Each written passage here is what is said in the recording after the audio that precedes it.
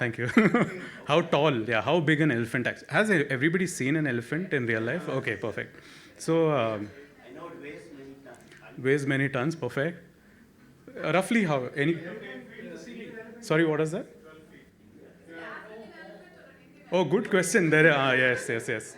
Somebody has, somebody's coffee is working. Yeah, let's say an African elephant because they're bigger. Perfect. Yeah, like very close. So like 13, they max out at around 13 feet-ish. So if you have to actually imagine an elephant here, it breaks the roof, okay? And it is, that side of the room is completely done. And we all won't be sitting as comfortably as we are right now. We'll be at the edge of our seat, checking if the door is open. But yeah, so that's, just to visualize this elephant. And the phrase is used, in a sense that in spite of something massive being in this room, like we still look away. And it's the most obvious question to answer, right? Like next Sunday, let's say there was an elephant, and next Sunday, somebody asked you, was there an elephant last Sunday in church? You're not going to be confused about it. It's a very obvious answer, yes. And so today we are going to talk about something super obvious and something that happens to us every day. Once my beautiful pink laptop starts working, yeah. Yeah. So we're going to talk about something very, very obvious and something we face every day, and that is anger. Okay.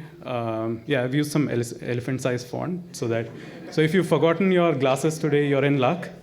Don't worry, I've got your back.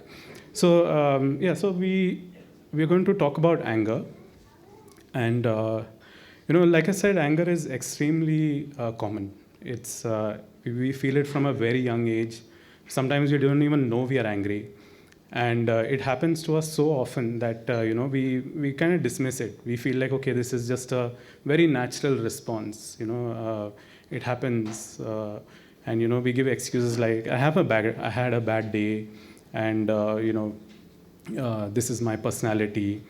And, I was, one of the, key ones is I was angry about the right thing. So it's not a problem.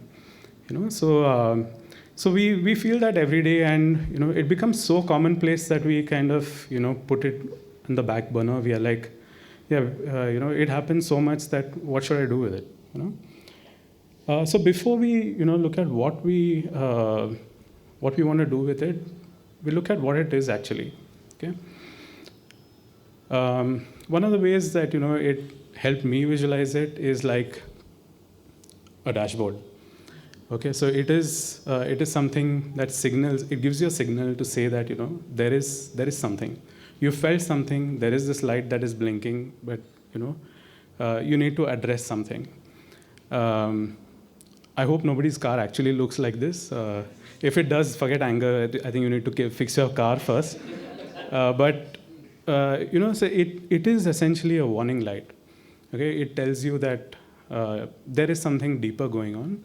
It's not just this thing that it happened and it went. It's not just a moment. It is a sign for something deeper that is to come. Yeah?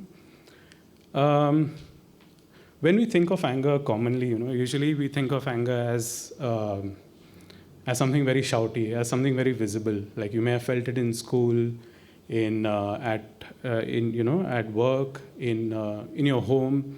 It's something that you feel very, that you know what it is. Maybe you don't know how to define it, but when you see it, you know it. And some of the ways that we, maybe can categorize it is like, uncontrolled anger and unexpressed anger.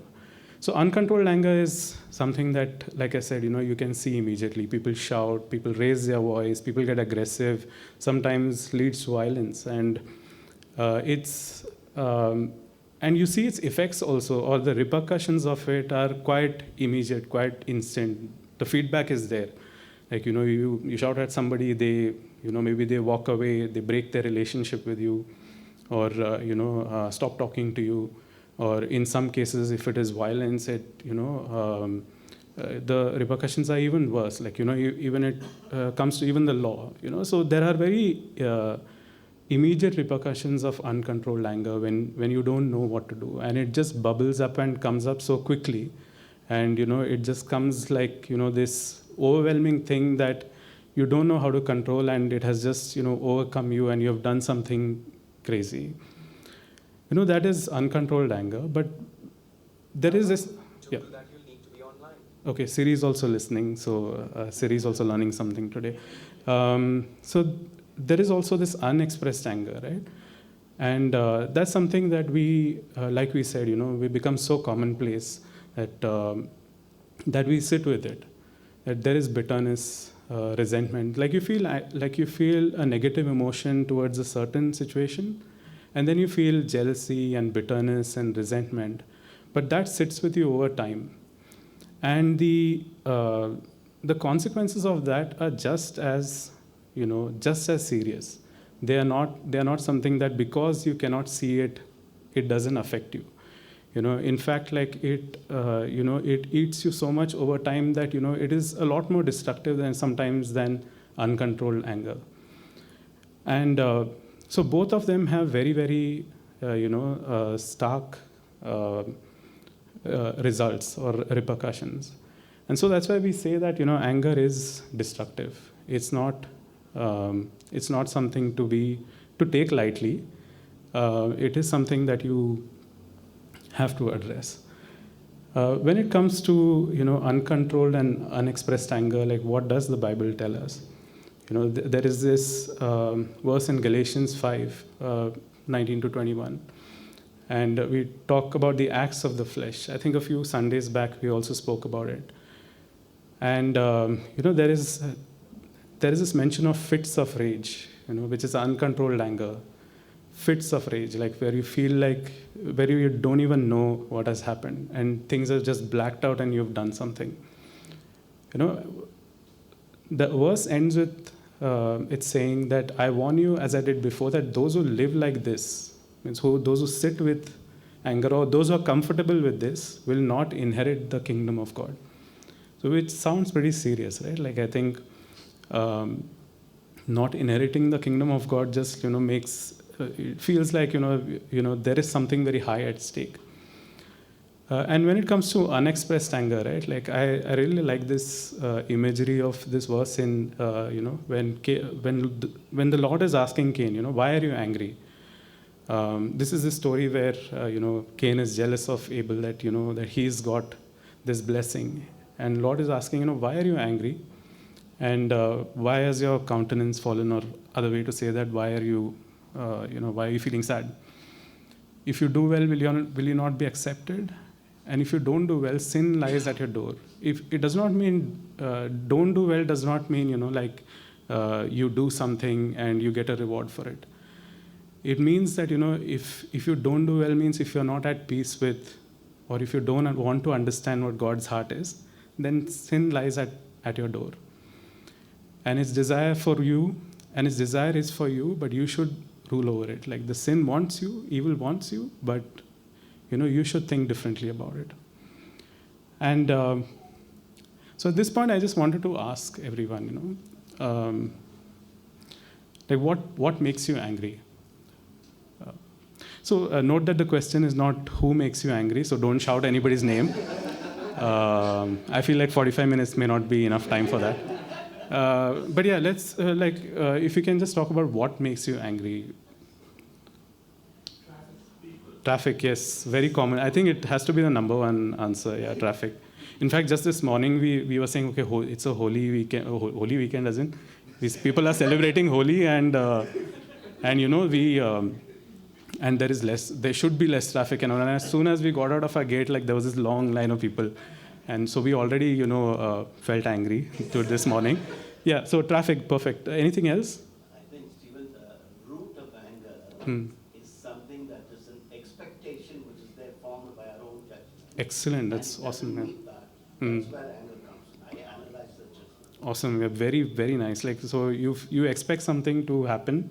It doesn't happen exactly how you planned or exactly how you feel like it should, because we are the gold standard, right? Like, so everything else falls short. So yeah, Sometimes negative aspect, expect nothing and you will not be disappointed. Exactly. Yeah. So yeah, there's a very famous quote like that also, right? That you know don't expect and don't be disappointed, sort of thing. Yeah. So anything else? Uh, Repetitive behaviors. You see that happen all the time in different people, and they're like, why can't you change? You know, like that sort of thing. Okay. Talking about me. Again, don't say who makes you angry. Yeah. Okay.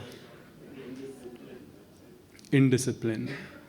That's great. So some really good answers here, and one of the things that like we learn outside, or I have learned this through my wife is a therapist or a psychologist, so I have an advantage there.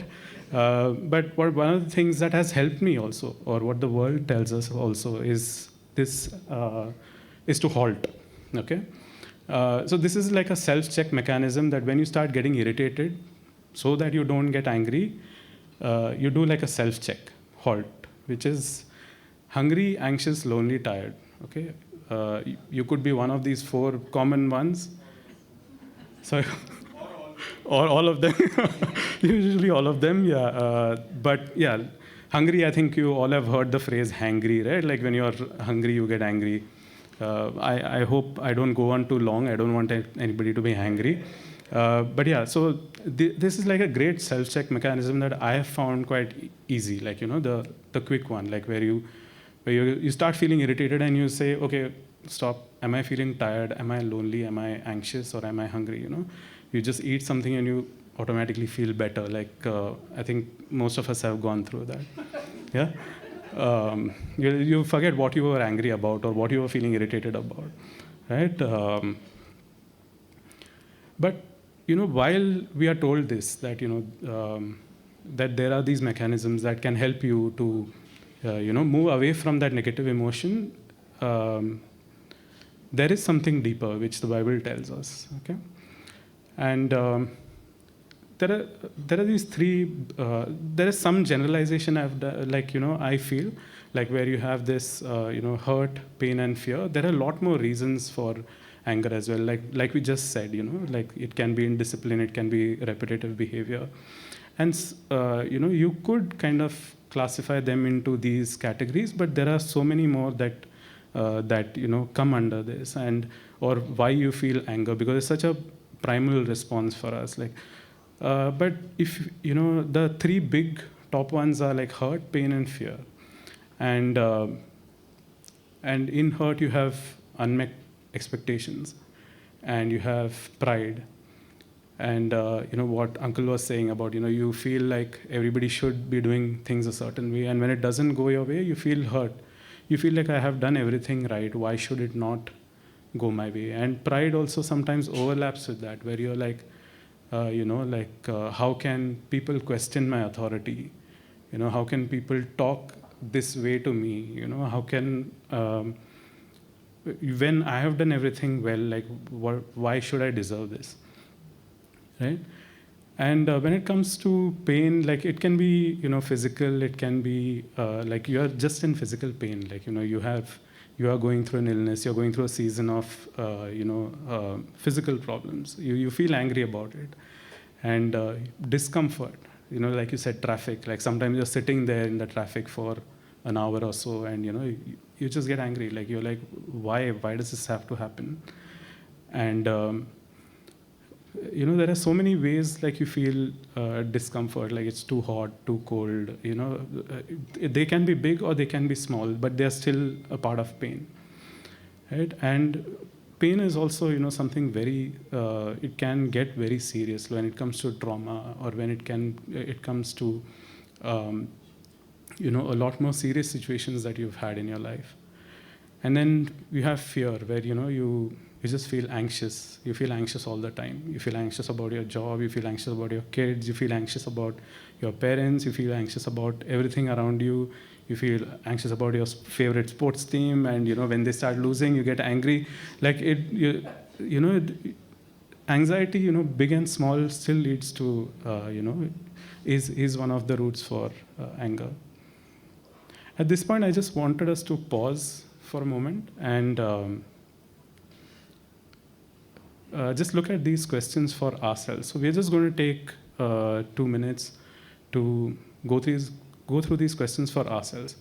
So I really liked a couple of Sundays back, when Becky said that when we introspect, we don't introspect, like we are not looking inwards. Like, so when you ask these questions, you want to ask them in prayer, and you want to ask God to reveal, these answers of these questions to you. So we're just going to all sit in silence, all by ourselves, and we're just going to, pray and ask God to, reveal to you, how you deal with these questions.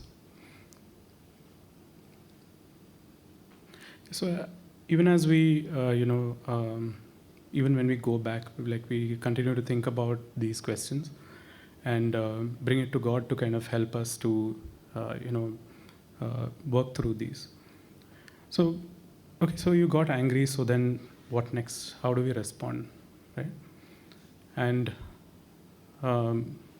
usually what happens is that we are indifferent. Like I think, like sometimes our goal, once we get angry is that I don't like this feeling and I want to feel a different way, right? And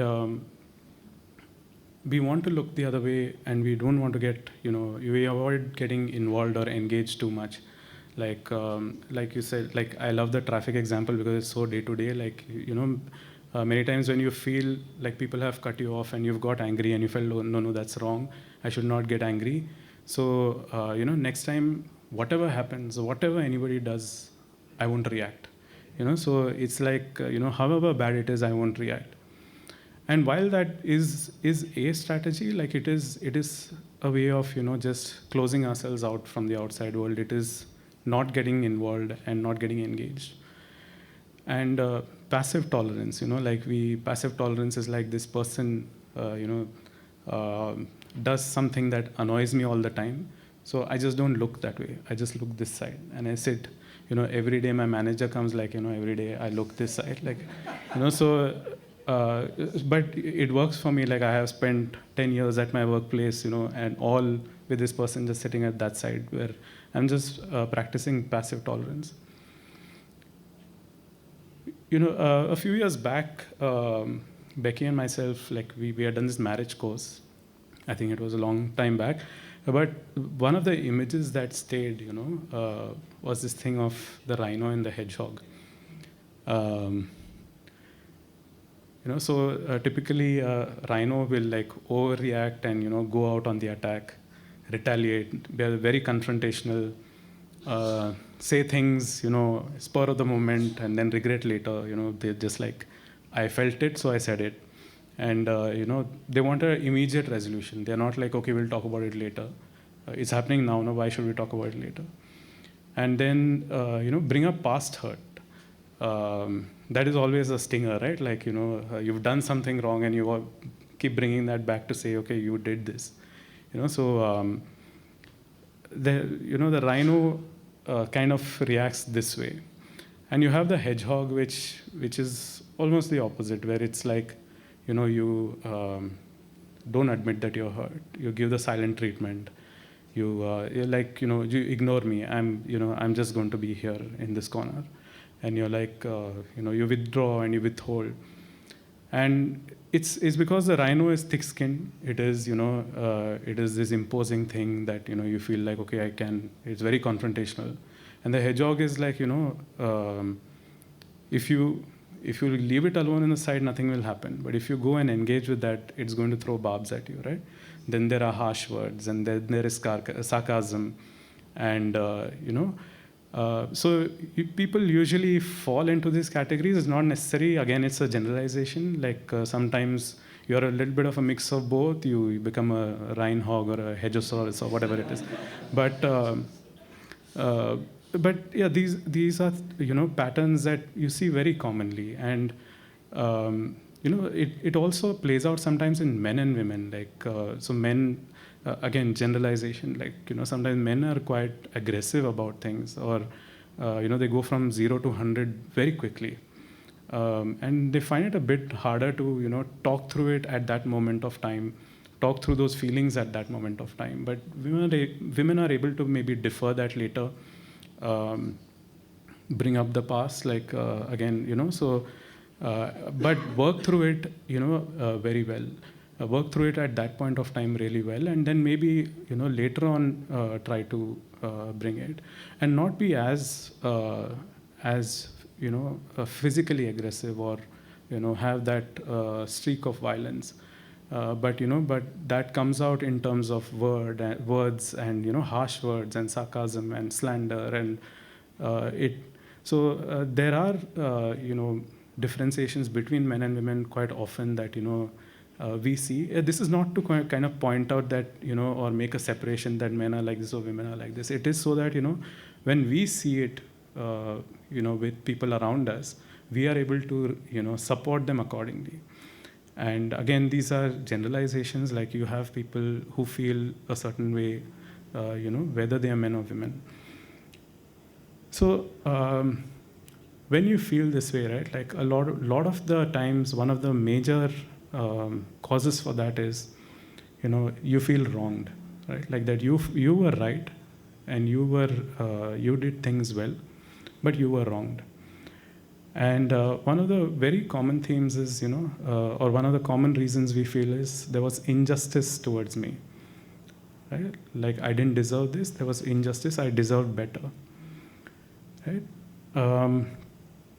And there's a very interesting perspective for injustice. Like in Mark chapter 3, Jesus, we had this injustice for Cain and Jonah. Look at the stories of Cain and Jonah. Both of them felt that they were wronged, right? So I just want to summarize those stories. Like, so Cain and Abel, like they both felt like they went and they gave their sacrifice to God, but Abel's was accepted, and Cain felt incredibly jealous, and he was like, I don't understand this. And he got really angry. He was like, to the point that he went later and killed his brother, right? And, but before that happened, God asked him, why are you angry? Why is your face downcast? So God tried to address the fact that, what do you feel about this thing, and why do you feel a certain way? And he tried to bring Cain to the fact that, you need to seek me and not to look at the fact that, something is happening with you. And he wanted Cain to seek his heart, to feel, so that he could experience that joy. And the same happened with Jonah, right? Something very similar happened with Jonah. Jonah was told to go to Nineveh, and he was told to tell them, warn them that if they don't turn to God, like, they are going to be destroyed. And he did that. He went there, and the people of Nineveh said, okay, fine, it makes sense. We'll turn to God. And when they did turn to God, Jonah got angry. He was like, but they were so, they were so sinful. Like, they were so wrong. And he was like, how is this justice? Like, why are you forgiving them? Why are you, giving them, giving them favor? And at that point, God asked him, there's a story of, the picture is of him sitting under this tree, and, he goes and finds shade, and, this tree grows overnight, and it gives him, refuge. And it's said that, he enjoys this tree, but later on it was taken away, and he was livid, and there are multiple times he says that, it is, so first God asks him, is it right for you to be angry that, I'm giving favor to the Ninevites? And he says, I would rather die. He says that. He said, I would rather die than see that. Like, why should this happen? And then when this tree is taken away from him, again he goes and says, I would rather die. I would rather die than go through all of this thing, like, where I did the right thing. You told me to do a certain thing. You gave me a message that, go and tell them. I told them, and but something else happened. I didn't expect you to forgive them. And he said, I'd rather die. Very, very stark responses, right? Like from Cain to kill someone. Like even when God addressed it, even very stark from Jonah to, I mean, the book ends there with him saying, no, I would rather die. So, very stark things for both of them to say. And and we often confuse, our anger with something we call as righteous anger. So, righteous anger, you have seen, there are many examples of Jesus, displaying righteous anger. So, a very common one is, when he goes to the temple and he sees all these people selling stuff outside, he gets really angry. He's like, you're really defiling the temple, so you guys should be out. And then there's this really interesting passage in Mark 3 where, there's this person with what they call a withered hand. And, and it's on, and it's on the Sabbath, he comes for healing. And all these bunch of people go running to see him, all the elders, and they go running to see him to, check whether, okay, is he going to heal on the Sabbath? Because, we catch him on that point. And Mark 3, verses 1 to 5, right? It says that when he looked around at them with anger, being grieved at the hardness of their heart. So he wasn't angered that, they came and questioned his authority. He wasn't angered that they didn't, in spite of him doing all these things, they didn't, factor in that he's the Son of God. He was angry because he was grieved by their condition. So anger is like when you talk about righteous anger, it has to be directed at sin and injustice. So it cannot be personal offense. You cannot be just personally offended and be like, okay, but I was doing the right thing, hence my anger is righteous anger. And a very key thing is that it has to be motivated for love and concern for others. So it has to be, outward looking. It cannot be that, I feel a certain way and hence it is righteous. So yeah. So how does God, otherwise also respond to anger? Okay, and we see, a lot of references. This is a very common phrase that we see. God is slow to anger. And I just wanted to ask, like, what do you feel that phrase means? What is slow to anger?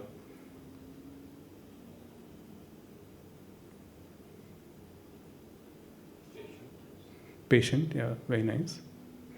That be close to His grace.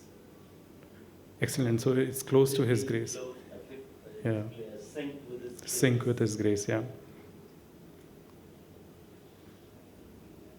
So a lot of times, right? Like so one of the strategies you may have heard is like when you're getting angry, count to 10, right? And a lot of people start feeling angrier at about 5. Like so it's so you feel like okay, that, and there are a lot of these things where a lot of self-help books that will say anger should be delayed. The only response to anger is delay. Right? And when we read this, God is slow to anger, it feels like, delay your response. Chill right now, but you deal with it later. But what the Bible tells us is that, slow to anger does not mean, get angry in steps or installments. It's the fact that you leave a lot of space and you leave a lot of patience for forgiveness and reconciliation. So it means that, before you get angry, your first response should be, is there space for reconciliation? Is there space for forgiveness? Is there space for, getting that relationship back?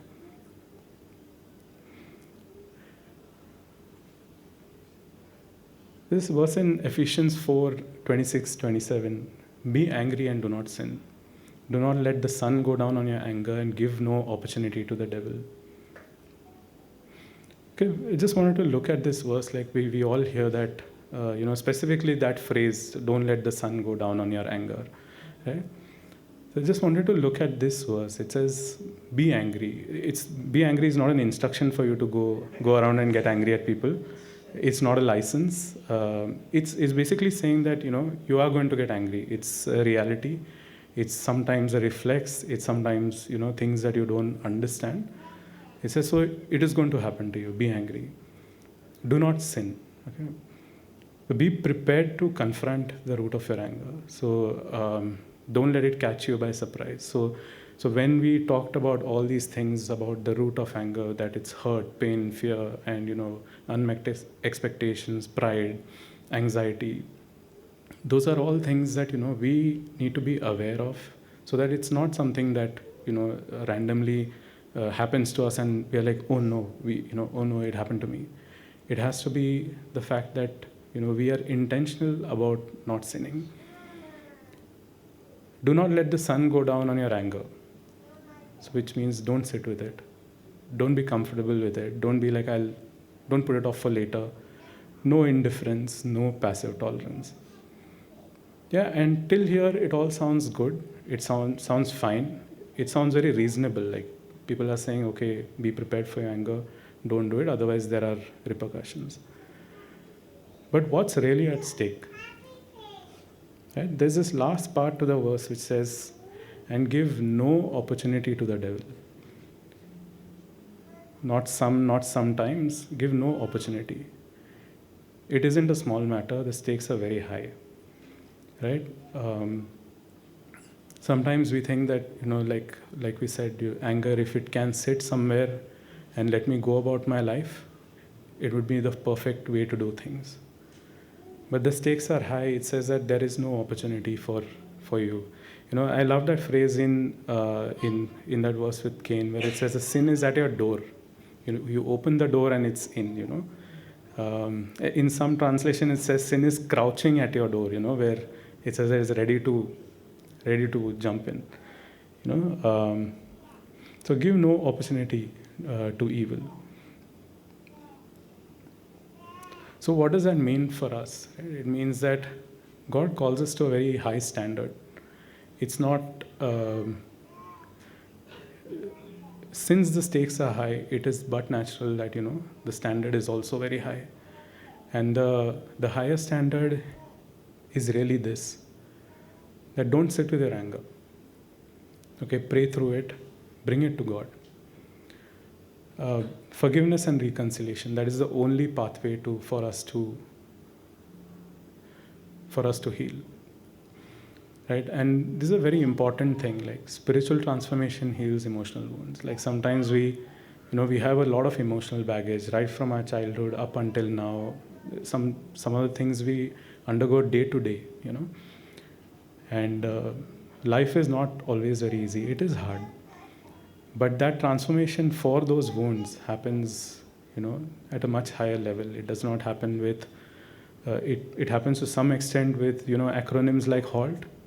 But if you want it to be deeper, if you want it to happen every day as part of you, it has to be a spiritual transformation.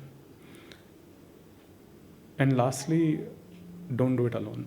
I think we say this a lot, almost every Sunday, that this is really difficult. It's not easy. This elephant is very big, right? It's breaking the roof. You can't pull this elephant out alone.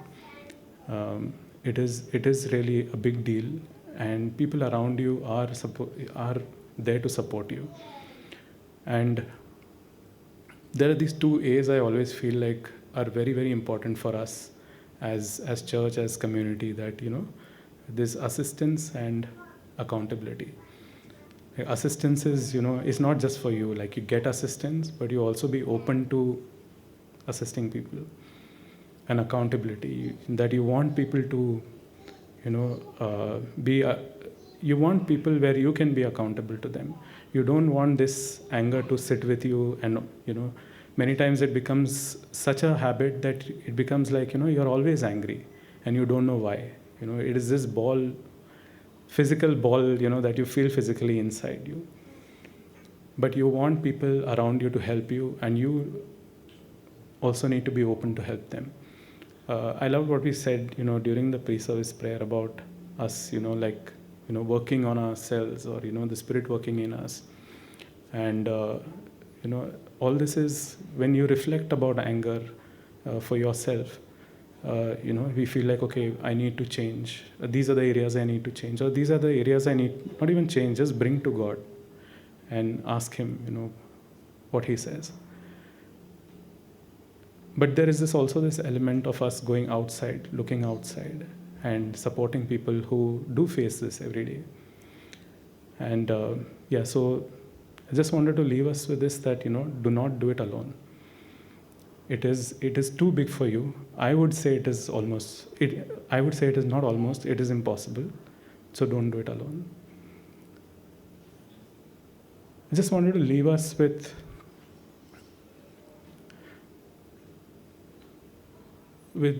Matthew 26. Like, this is the Last Supper. And, there is, before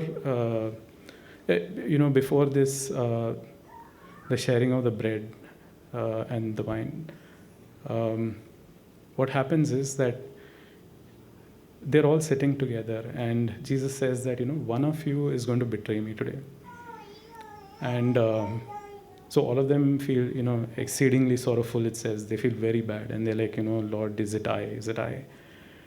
And then Jesus says that, He gives very clear instructions. This person who dipped his hand in the dish will betray me. And He says, woe to the man whom the Son of Man is betrayed. And then Judas, interestingly, in verse 25 says, as he was dipping his hand in the dish, he says, is it I? Just in the, before this, like if you read Matthew 26, the start of the chapter, it tells us about Judas going and,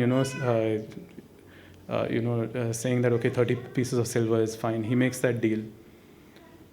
And so that deal is done, and yet, over here he's saying, when Jesus is saying, you're dipping your hand with me, and he's saying, is it I? And he's looking around and saying, is it I? Like, and I feel like sometimes we are like that. Like, we feel like, I need to change. Like, why? Because I've been doing everything fine. It's somebody else. That guy, he is the one who wronged me. He has to change. And he has to come to me with forgiveness. And why should I be the guy to reconcile? Why should I do it? It's him. It's not me. And then I feel like, when we do this, like Jesus' response is, the representation of slow to anger. In the face of betrayal, in the face of, what we can call injustice, Jesus says, Jesus talks about forgiveness. And he talks about, that there is forgiveness for all. And I think I just want us to leave with that that we are called for a higher standard, that even though there is injustice, even though there is other things, even though things happen to us, we are the ones to make the first step to go to ask forgiveness, to reconcile. And we are the ones who need to get closer to be a representation of slow to anger. At this time, I just want to end with us looking at these two questions. Right? Think of someone who has been affected by your anger. Think of somebody, if you thought that they just entered this room, like who is the last person you would want to see enter the room? And what is stopping you from reconciling? And what values, expectations, or idols does your anger reveal? How can you surrender that to God? So we'll just take a couple of minutes to quietly sit with these questions and pray through these questions.